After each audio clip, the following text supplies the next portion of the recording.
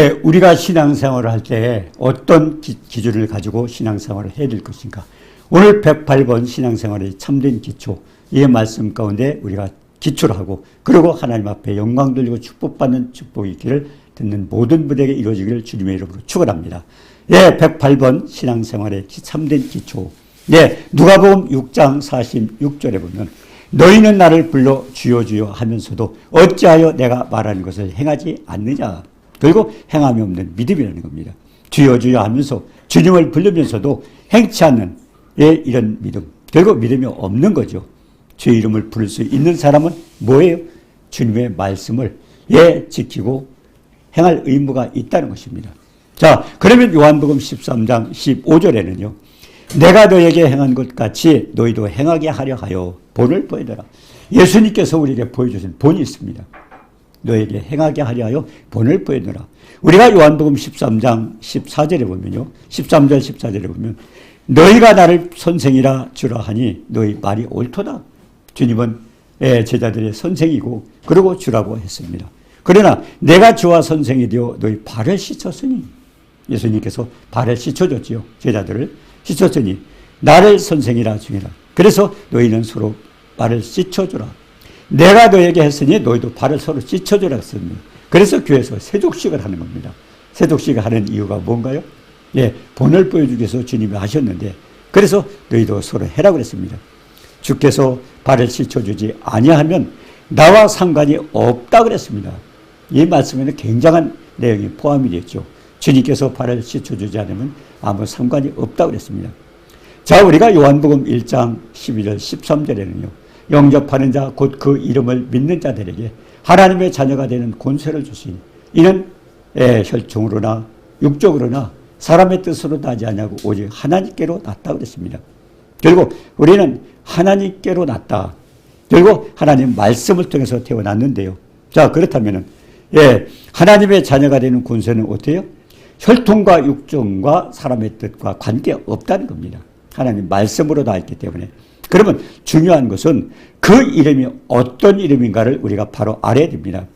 우리가 빌립보서 2장 9절에서 11절 내용에 보면은 예수님이 어떤 겁니까? 우리가 마태복음 11장 27절 28절에 보면은 주님 뭐라고 했습니다. 수고하고 무거운 짐진 자들아 다 내게로 오라. 내가 너희를 쉬게 하리라. 나는 온유하고 겸손하니 나의 명예를 메고 내게 배우라. 그러면서 주님 내게 배우라 그랬습니다. 주님이 우리에게 수고하고 무거운 짐진 자들아 쉬게 한다고 하면서 내게 배우라고 말씀하셨어요. 굉장히 중요한 내용이죠. 그러면서 뭐라고 했어요? 내게 배우라. 나는 온유하고 겸손하니. 주님의 온유하고 겸손을 배우라는 겁니다. 온유하고 겸손하니 나의 명예를 메고 내게 배우라. 그러면 너희 마음이 쉼을 얻으리라. 결국 수고하고 무거운 짐진 자들이 쉼을 얻는 방법은 우리 하나님이 온유하고 겸손한 주님의 마음을 보고 배우라는 겁니다. 그럼 수고하고 무거운 짐진 자, 우리 간단하게 생각하지만요. 굉장히 큰 범위입니다. 수고하고 무거운 짐진 자, 저는 그렇게 생각해요. 창세기 3장 16절부터 아담이 범죄하면서 어떤 일이 있어요? 아내는 해산한 고통을 느끼고 남자도 수고하는, 그리고 땅도 저주를 받고, 그리고 창세기 3장 19절에는 뭡니까? 마지막 19절에는 흙으로 돌아가리라. 그러니까 창세기 3장 16절부터 19절은요. 예수님께서 마태복음 11장에 말씀했던 수고하고 무거운 짐진 자들 내용이 다 거기에 포함이 되어 있어요. 굉장한 범위입니다. 그런 자들이 다 내게 결국 예수를 믿고 해결하라는 겁니다. 예수를 믿지 않았을 때, 아담이 하나님을 떠났을 때 이랬던 모든 사건들, 그 엉청한 범죄들이 결국 예수님을 믿고 해결하라는 뜻입니다. 그런데 뭘 배워요? 예수님의 온유하고 겸손합니다. 그러면 예수님의 온유하고 겸손이 뭘까요?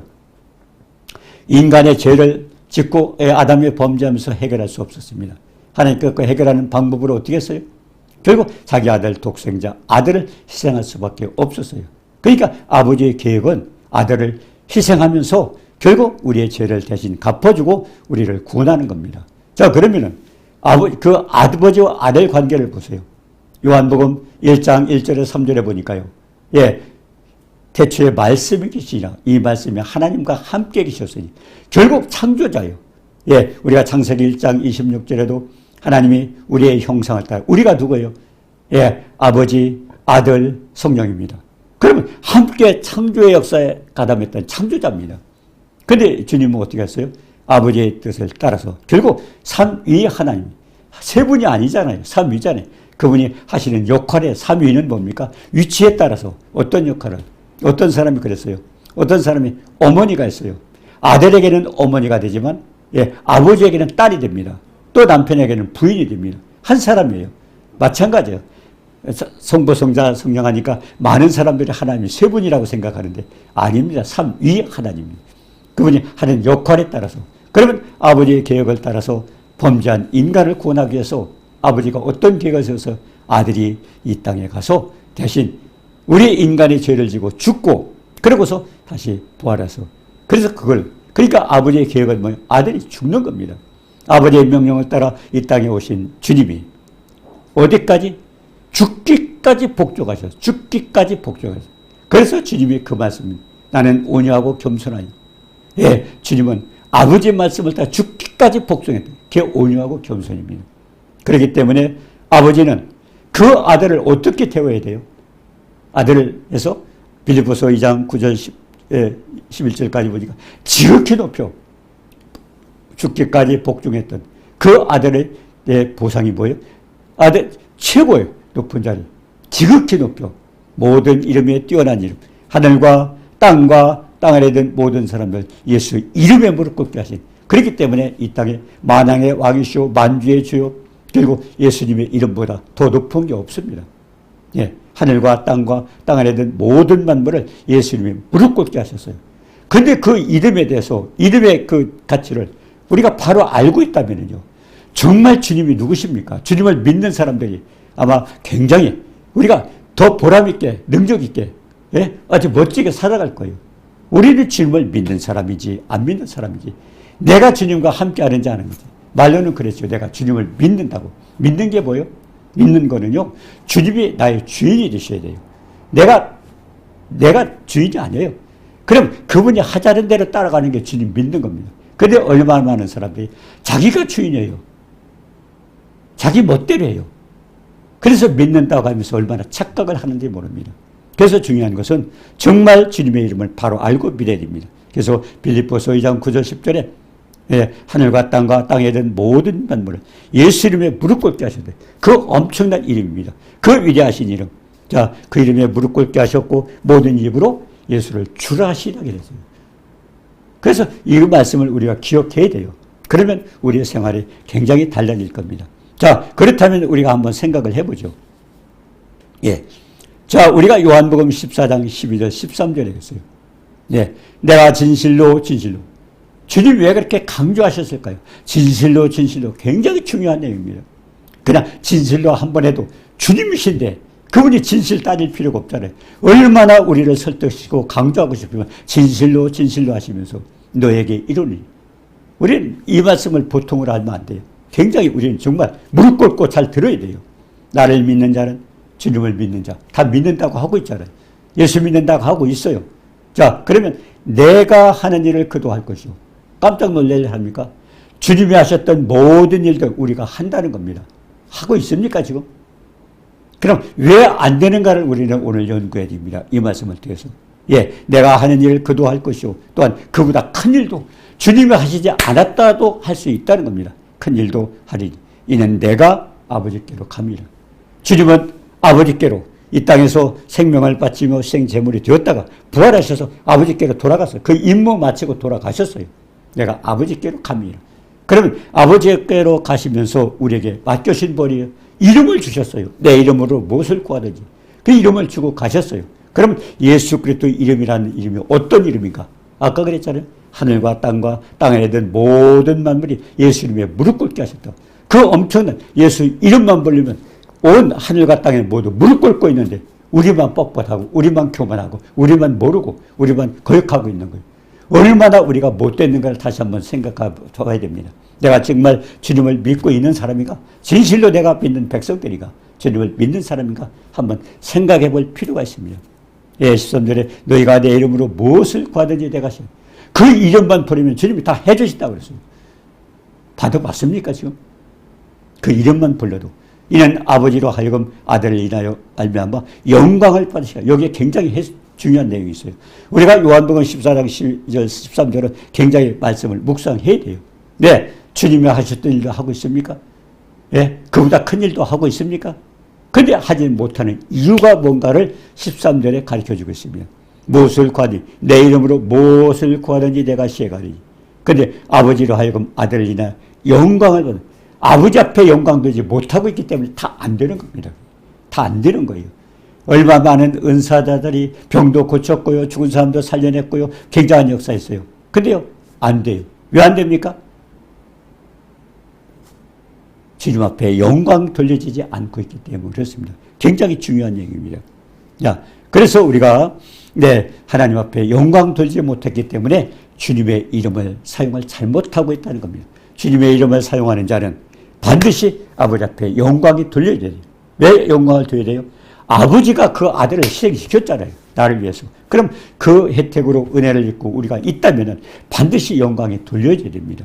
그래서 오늘 요한복음 14장 12절 13절 굉장히 중요하죠. 네, 우리가 누가복음 6장 47절 48절에도요. 내게 나와 내 말을 듣고 행하는 자마다 누구와 같은 것을 너에게 보이라. 네, 주님 말씀을 행하는 자. 집을 짓되 깊이 파고 주추를 반석 위에 놓은 사람과 같으니 큰 물이 나서 탕류가 그 집에 부딪히니 잘 지었기 때문에 능히 요동하지 못하게 하라. 결국 기초를 잘 놓았느냐 안 놓느냐 하는 것을 우리가 생각을 해보는 겁니다. 네, 누가복음 6장 47절 48절 내 말을 듣고 행하는 자마다 하나님 말씀을 듣고 행하는 자는 기초가 반드시 서 있다는 겁니다. 그런데 어떤 풍파가 몰려와도 그 말씀에 순종하면 여러 가지 요동칠 이유가 없고 흐를 없다는 겁니다. 자, 그러면 우리가 마태복음 16장 18절을 한번 생각을 해봅니다. 예수께서 뭐라고 했어요? 베드로에게. 내가 이 반석 위에 내 교회를 세우리니. 내가 이 반석 위에 내 교회를 세우리니. 음부의 권세가 이기지 못하려. 이 말씀에 대해서 굉장히 많은 사람들이 혼동을 하고 있어요. 착각을 하고 있어요. 내가 이 반석 위에 내 교회를 세우리니. 이 반석이 뭐냐는 겁니다. 이 반석 위에 교회가 뭐예요? 얼마나 많은 사람들이 지금 큰 건물로 사용하고 있어요. 그래서 내가 교회 줘야지. 그게 교회가 아닙니다. 교회는 구원받은 하나님의 백성들이 모이는 그 모임이 교회입니다. 구원받은 백성들의 모임. 그게 중요하지 않잖아요. 근데 얼마 많은 사람들이 그 건물 가지고 그게 교회로 착각하고 옛날에는 다 예배당이라고 그랬어요. 옛날에 예배당이라고. 예배드리는 집입니다. 그런데 지금은 어떻게 해요? 다 그게 교회예요. 교회는 뭐예요? 고린도전서 3장 16절에 보면 너희가 하나님의 성전인 것과 하나님의 성령이 너희 안에 계신 걸 알지 못해. 하나님의 성령이 계신 것들이 성소, 성막, 성전 지금 어디예요? 여기입니다.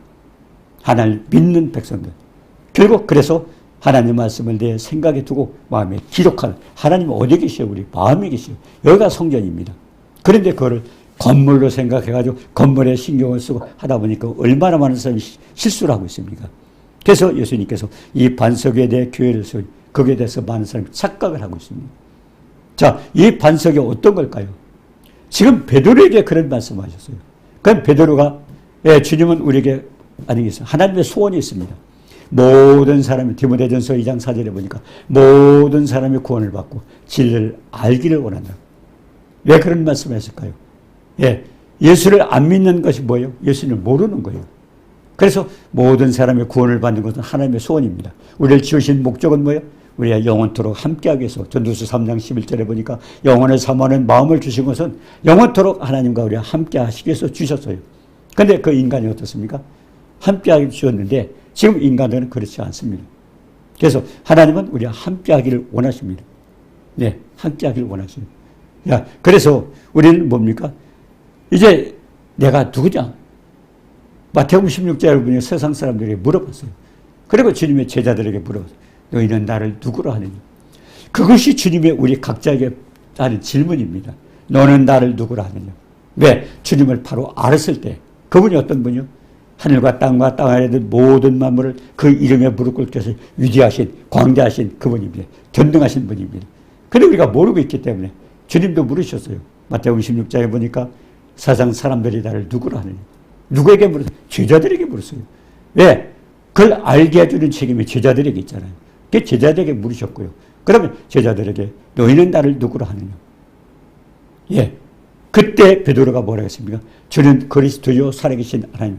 간단하지만요 굉장히 중요한 대답입니다. 저는 그리스도시요 살아계신 하나님의 아들입니다. 그러니까 주님 뭐라고 했어요? 내가 복이 있도다. 복이 있도다. 복 받으려면요 베드로와 같은 정확한 고백을 해야 돼요. 저는 그리스도요 살아계신 하나님의 아들. 그리스도가 뭡니까? 그분은 선지자로 오셨고 제사장으로 지금 계시고 그리고 왕으로 오셔서 심판하실 거고. 네. 그리스도예요. 그리고 뭐예요? 살아계신 하나님. 살아계시는 분이에요. 그분은. 하나님 아들. 바로 알았어요. 그러니까 주님은 내가 복이 있도다. 예. 그러면서 말씀하시길 뭡니까? 예. 알게 하시니는 혈육이 아니요. 육적으로 알 수가 없어요. 그거는. 그래서 하늘에 계신 아버지. 결국 영적으로만 알고 있는 것이 우리가 바로 알 수 있습니다. 주님은. 자, 그래서 우리가 마태복음 16장 16절에 있잖아요. 주는 그리스도 살아계신 하나님의 아들이다. 그 신앙 고백이 결국 뭡니까? 그게 반석입니다. 그래서 주님을 믿는 이 반석에 그렇게 믿는 그리스도인들이 믿음을 가진 사람들이 오히려 교회입니다. 그게 교회예요. 네. 근데 베드로가 뭐라고 했어요? 베드로도 착각을 하고 있어요. 네? 내가 고난을 받고 왜 이제 죽임을 당한다 하니까 그러지 말라고 말렸잖아요. 그러니까 이 사탄아 내가 조금 전에 그렇게 좋은 고백을 했던 베드로도. 그러니까 순간순간이요. 우리는 정말 어둠의 권세에 잡히지 말아야 돼요. 주님이 왜 그래? 베드로가 왜 착각을 했을까요? 자기 신세 생각한 겁니다. 자기는 죽었다고 생각해요. 신세. 왜? 내가 3년이나 예수님을 쫓아다니면서 가족을 버리고 고기 잡으러 왔던 사람이 다 버리고 쫓아다니는데 그분이 왕이 돼야 내가 장관이라도 해먹을 텐데 죽는다고 하니까 기가 막혔대. 순간적으로. 육신의 생각은 사망이에요. 그래서 죽지 말라고 말렸다가 사탄함을 아마 성도들에게 목사님이 이 사탄아 그러면 그 사람 교회 안 나올 거예요. 잠깐 그러나요. 우리가 순간순간 세상 생각에 잡히면 사탄의 종이 되는 겁니다. 그래서 우리가 로마서 8장에 뭐라고 그랬습니까? 육신의 생각은 사망이요 영의 생각은 생명과 평안. 우리가 순간순간 잡히지 말아야 돼요. 예, 세상 생각하지 말아야 돼요. 그래서 하나님 말씀을 우리 마음판에 새겨서 그 말씀 가운데 살라는 것입니다. 자, 그런데 중요한 것은요. 자, 예수님께서 음부의 권세가 이기지 못한다 그랬어요. 음부의 권세가 뭡니까? 사망 권세입니다. 히브리서 2장 14절 15절에 했잖아요. 예, 예수님이 왜 오셨어요? 마귀를 멸하러 오셨어요. 이 세상 많은 사람들은 마귀 앞에 두려워하고 있습니다. 죽음이 두려워서. 그걸 해결하기 위해서 주님이 마귀를 멸하러 이 땅에 오셨습니다.